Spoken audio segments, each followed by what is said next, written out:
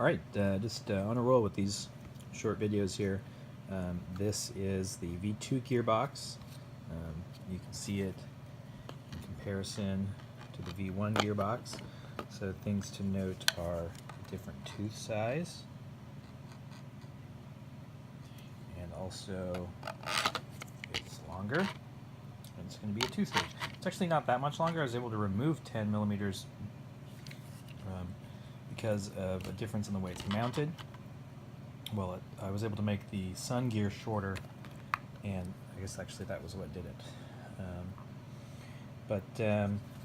I also just want to show how this mounts. So this is the suspension arm, and the way this mounts is there's a channel here that you can see the encoder board. That's the back of the encoder.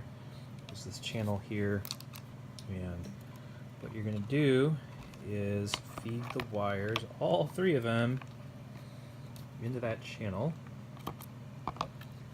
And then this is a little fiddly, and you have to get some pliers to kind of feed them through the other side.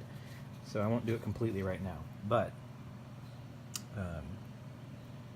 these wires go in there until this is totally flush, and then you run the screws in. You run those screws all in there, and you rotate the motor as needed to access the final screws. And then this is sort of rigidly mounted here, and on the end of this you get an output plate with some bearings, and so then the motor is supported by this very large bearing here, as well as 2 additional bearings on this side, so you get dual supported motor, so it's not, or a wheel, so it's not wobbling around. And that is the new gearbox design, and this is how you mount the gearbox to the suspension arm.